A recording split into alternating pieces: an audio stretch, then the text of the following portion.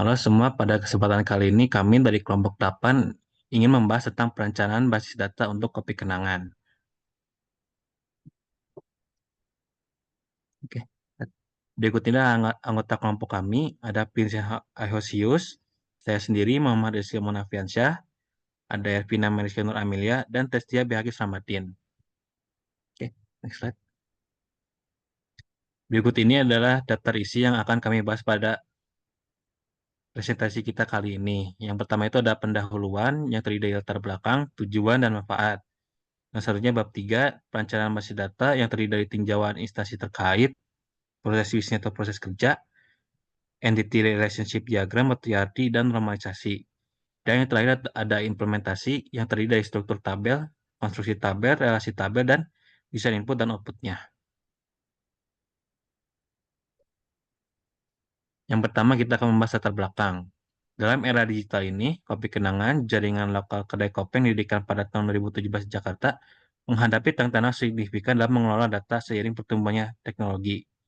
Informasi yang efisien diperlukan untuk mendukung operasional bisnis seperti pengadaan bahan baku, produksi, dan distribusi, serta layanan pelanggan. Sistem basis data yang efektif akan membantu kopi kenangan mengatasi inefisiensi operasional, menjaga integritas data, dan mendukung pengambilan keputusan yang cepat dan akurat, memungkinkan perusahaan untuk terus tumbuh dan berinovasi di pasar yang kompetitif. Oke, next slide. Selanjutnya ada tujuan perencanaan basis data. Yang pertama itu integritas dan keamanan data operasional. Yang kedua, mengelola inventaris dan rantai pasokan. Yang ketiga, mendukung analisis bisnis dan pengambilan keputusan basis data. Yang keempat, ada pelatihan dan pengelolaan sumber daya manusia. Yang kelima, meningkatkan pengalaman pelanggan. Selanjutnya ada manfaat basis data. Yang pertama itu memperkaya efisiensi pengelolaan basis data, mendukung pengambilan keputusan, meningkatkan mutu layanan pelanggan, melakukan pengelolaan inventaris secara efektif, dan memantau serta mengevaluasi kinerja.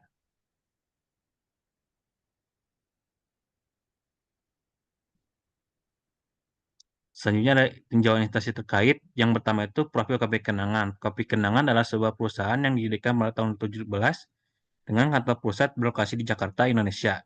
Fokus utama perusahaan ini adalah menyediakan minuman kopi berkualitas tinggi dan harga terjangkau.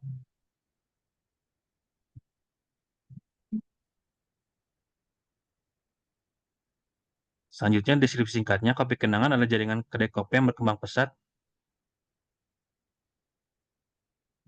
di Indonesia. Didirikan pada tahun 2017, perusahaan ini telah menarik perhatian pelanggan dengan menawarkan minuman kopi berkualitas tinggi yang terjangkau bagi semua kalangan, menggabungkan teknologi dengan pengalaman kafe. Kopi Kenangan memberikan layanan cepat dan efisien. Perusahaan ini berkomitmen dalam praktik bisnis yang berkelanjutan dan etis, serta mendukung petani kopi lokal dengan memastikan praktik pertanian yang adil dan ramah lingkungan. Fokus pada kualitas produk, pengalaman pelanggan, dan inovasi teknologi menjadikan Kopi Kenangan sebagai salah satu merek kopi termuka di Indonesia.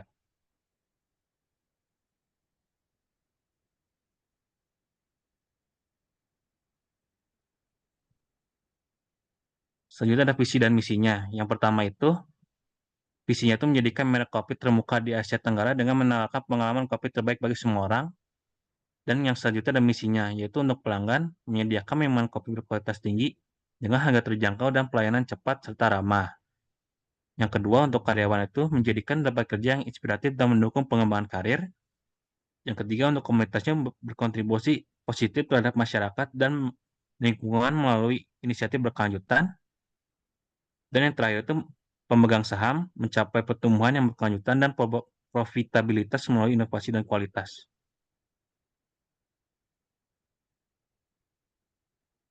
Selanjutnya ada struktur organisasi. Yang pertama itu CEO Edward Tirtanata. Edward Tirtanata adalah salah satu pendiri Kopi Kenangan dan memiliki latar belakang dalam industri makanan dan minuman. Beliau bertanggung jawab atas keseluruhan visi dan strategi perusahaan. Yang kedua itu ada COO James Prananto. James Prananto juga salah satu pendiri mengawasi operasional sehari-hari Kopi Kenangan dengan pengalaman dalam manajemen operasional. Beliau memastikan standar kualitas dan efisiensi tercapai di seluruh cabang.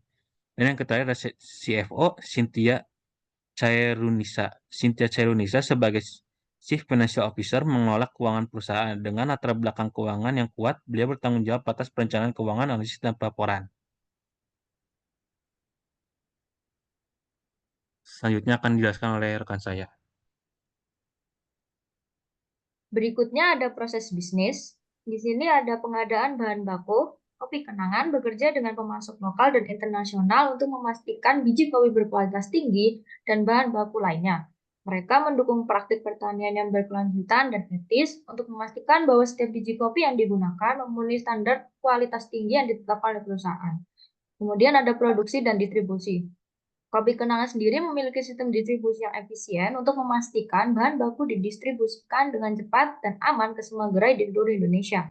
Setiap gerai mengikuti standar operasional yang ketat untuk memastikan konsistensi produk. Proses produksi yang ketat dan terstandarisasi memastikan bahwa setiap cangkir kopi yang disajikan memiliki rasa dan kualitas yang konsisten.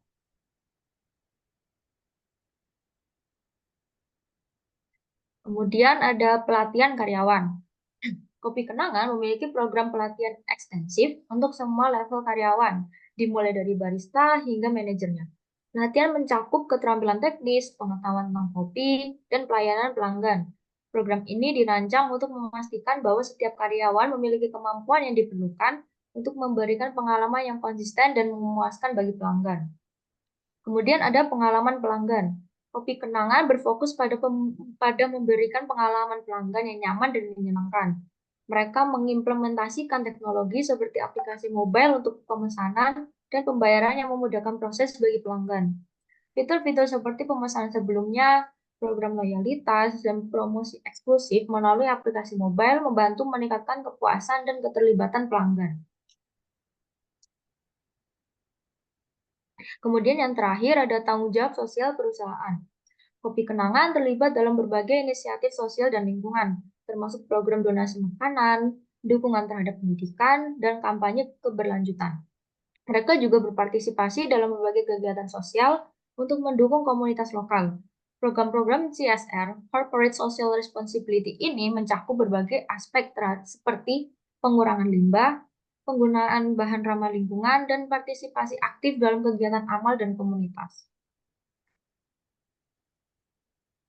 Dapat dilihat di sini ada contoh perancangan IRD-nya. Nah, langsung ke next slide aja. Jadi untuk narasi IRD-nya, untuk entitas utamanya ada branch atau cabangnya, representasi dari cabang-cabang kopi Kenangan yang mencakup atribut seperti branch ID, branch name, location, phone number, manager name, dan opening date. Kemudian ada employee atau karyawan yang mewakili karyawan dengan atribut seperti employee ID, first name, last name, branch ID, position, salary, hire date, dan email. Kemudian ada produk atau produk, mencakup informasi produk dengan atribut seperti product ID, product name, price, description, stock, dan kategori. Kemudian yang terakhir ada customer atau pelanggan, yang berisi detail pelanggan termasuk customer ID, first name, last name, email, phone number, address, dan birthday.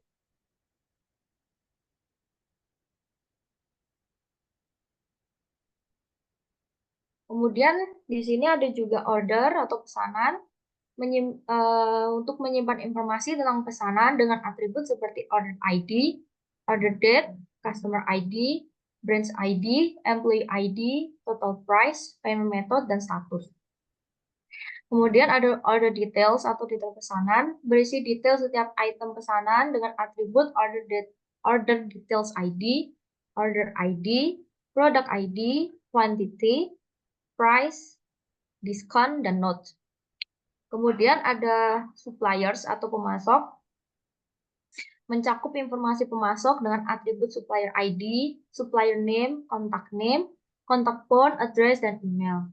Ada juga review yang berisi ulasan pelanggan dengan atribut review ID, customer ID, order ID, product ID, rating, comment, dan review date. Kemudian terakhir ada warehouse atau gudang yang berisi detail gudang dengan atribut warehouse ID, branch ID, supplier ID, inventory, last restock date, manager name, contact phone, address, dan email.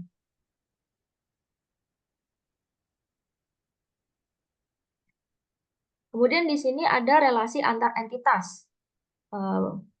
Sebagai contoh ada branch dan employee. Relasi one-to-many antara branch dan employee menunjukkan bahwa satu cabang dapat memiliki banyak karyawan. Kemudian ada order dan customer. Relasi many-to-one antara order dan customer menunjukkan bahwa satu pelanggan dapat melakukan banyak pesanan. Ada juga order dan branch. Relasi many-to-one antara order dan branch menunjukkan bahwa satu cabang dapat menerima banyak pesanan. Order dan employee, relasi many-to-one antara orders dan employee menunjukkan bahwa satu karyawan dapat memproses banyak pesanan. Order details dan orders, relasi many-to-one antara order details dan order menunjukkan bahwa satu pesanan dapat memiliki banyak detail pesanan. Dan yang terakhir ada order details dan produk, relasi many-to-one antara order details dan produk menunjukkan bahwa satu produk dapat menjadi bagian dari banyak detail pesanan.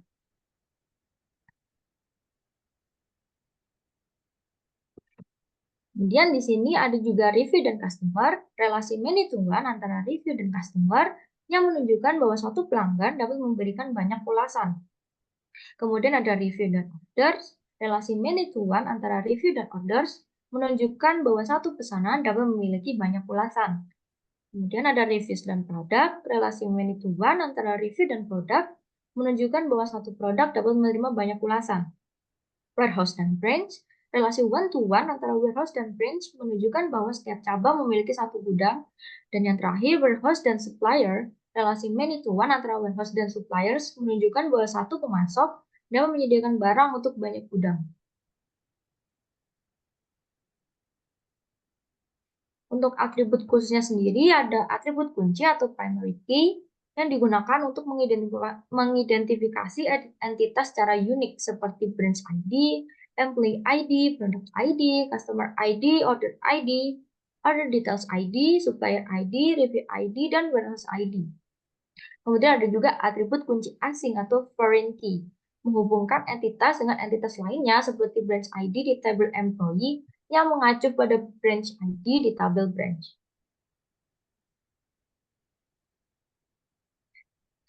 Normalisasi. Untuk normalisasi database sendiri adalah teknik untuk mengorganisasi data ke dalam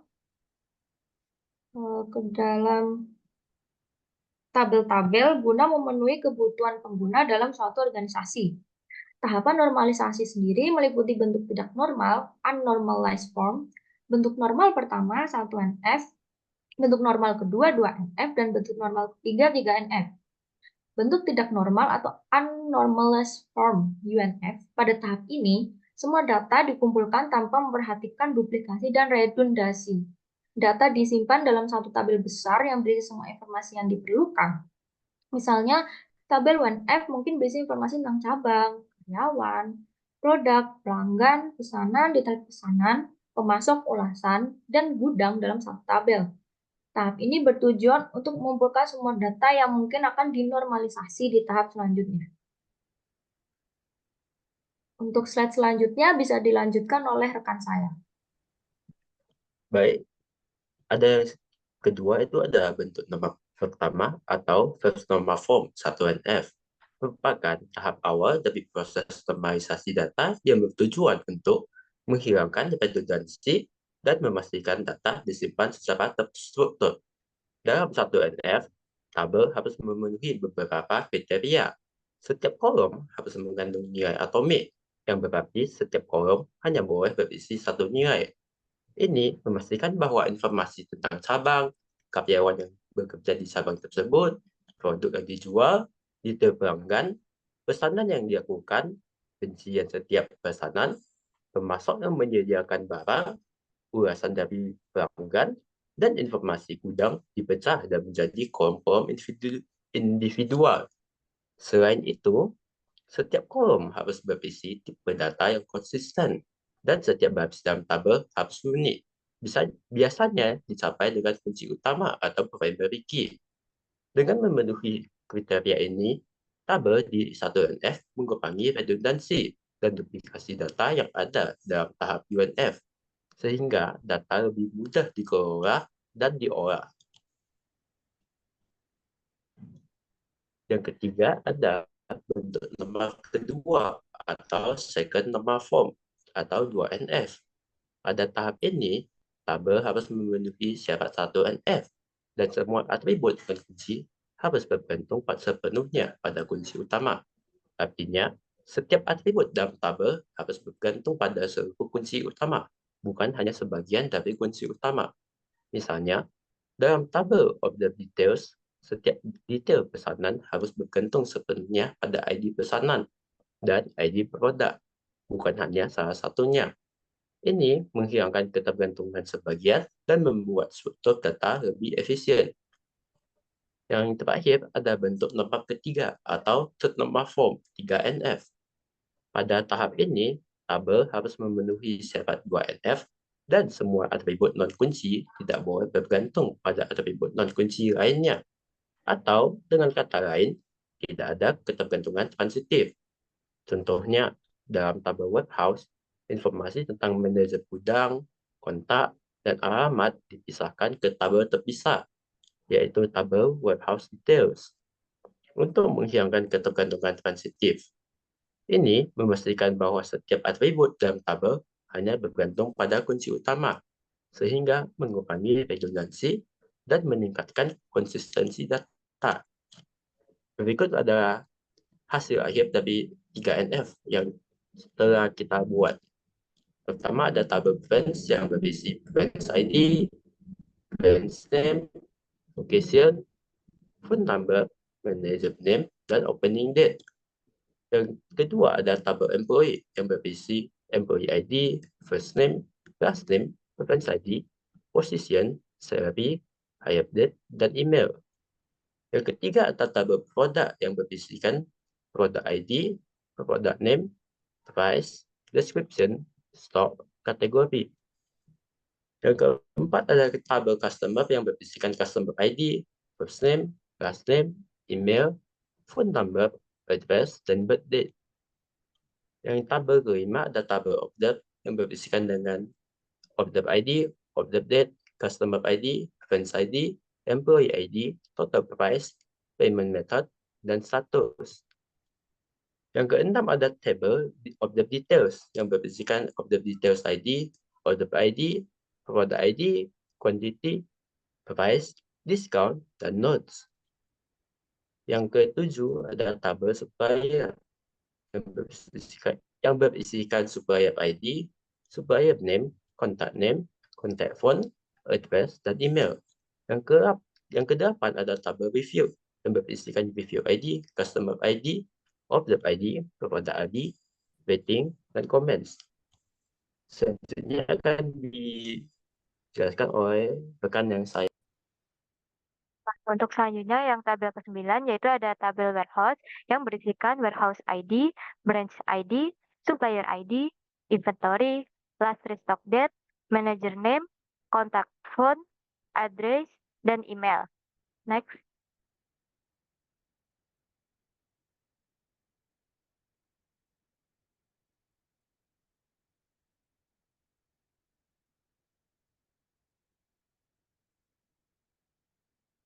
Nah, untuk struktur tabel. Struktur tabel melibatkan pendefinisian kolom dan tipe data untuk setiap tabel dalam basis data.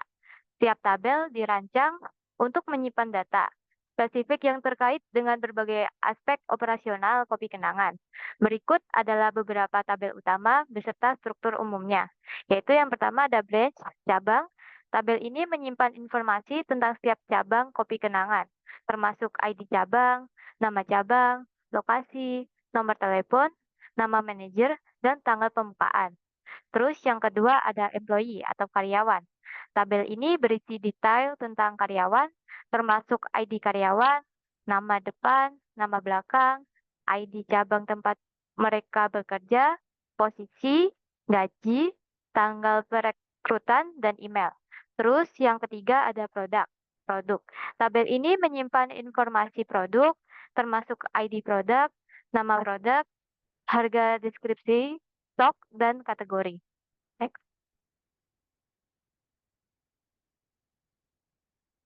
Terus yang keempat ada customer atau pelanggan. Tabel ini berisi detail pelanggan seperti ID pelanggan, nama depan, nama belakang, email, nomor telepon, alamat, dan tanggal lahir. Terus yang kelima ada orders, pesanan. tabel ini menyimpan detail tentang pesanan, termasuk ID pesanan, tanggal pesanan, ID pelanggan, ID cabang, ID karyawan, total harga, metode pembayaran, dan status. Kemudian yang keenam ada order details atau detail pesanan. Tabel ini tuh menyimpan detail setiap item dalam pesanan, termasuk ID detail pesanan, ID produk, kuantitas, harga, diskon, dan catatan. Next. Terus yang ketujuh ada supplier pemasok. Tabel ini menyimpan informasi pemasok termasuk ID pemasok, nama kontak, nomor telepon kontak, alamat, dan email. Yang kedelapan, review atau ulasan. Tabel ini tuh menyimpan ulasan pelanggan, termasuk ID ulasan, ID pelanggan, ID pesanan, ID produk, rating, komentar, dan tanggal ulasan. Kemudian yang kesembilan ada warehouse, gudang. Tabel ini menyimpan detail tentang gudang, termasuk ID gudang, ID cabang, ID pemasok, inventaris, tanggal restock terakhir, nama manajer, nomor telepon kontak, alamat, dan email. Next. Terus kemudian ada konstruksi tabel. Konstruksi tabel melibatkan definisi kolom, tipe data, dan constraints untuk memastikan integritas data.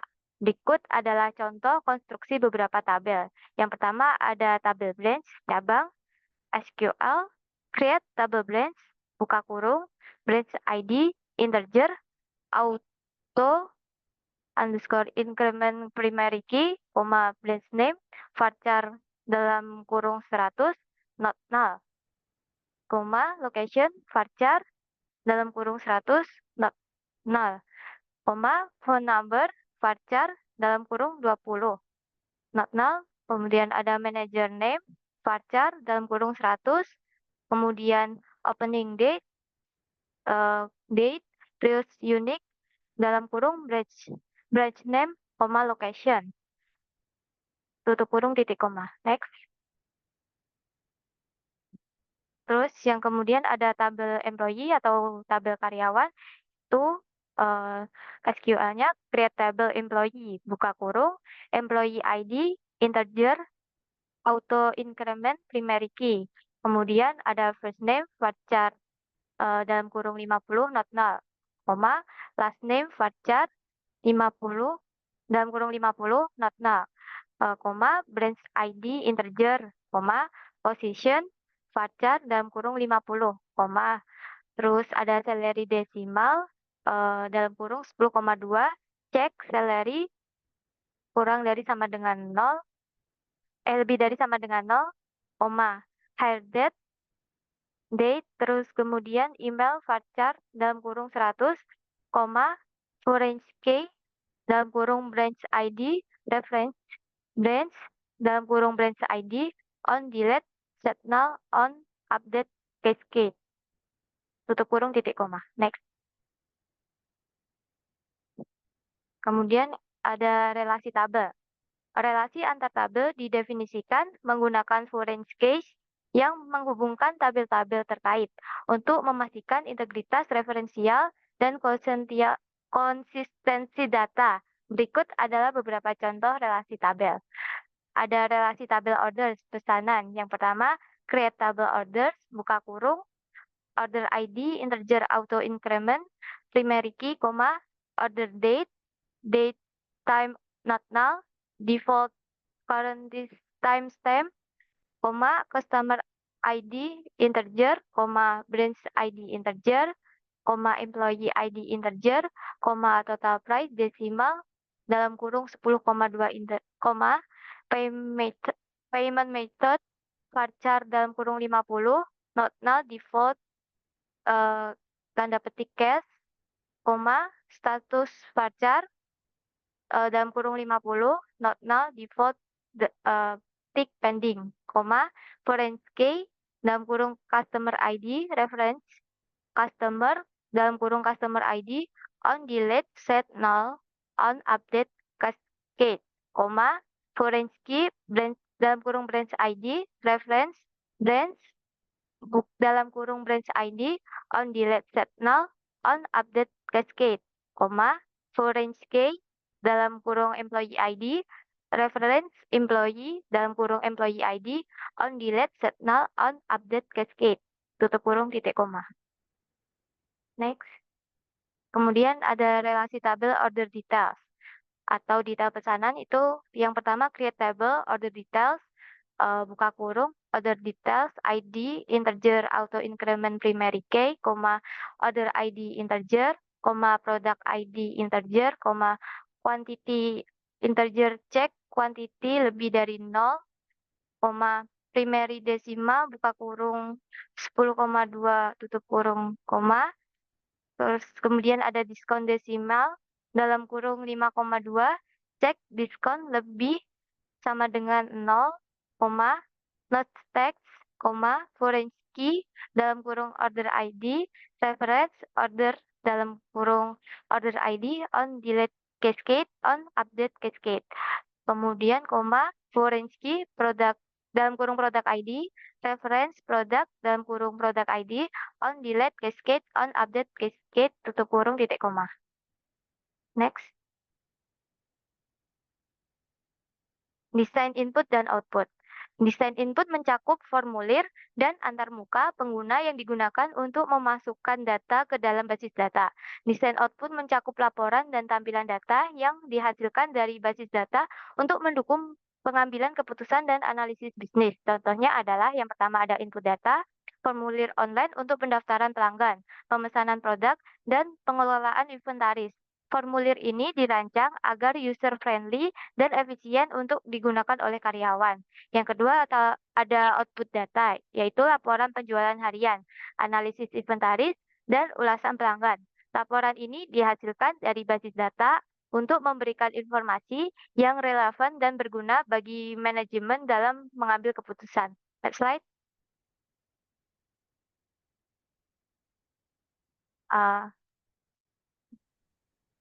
Oke, sekian dari kelompok kami. Mohon maaf bila ada kekurangan. Terima kasih.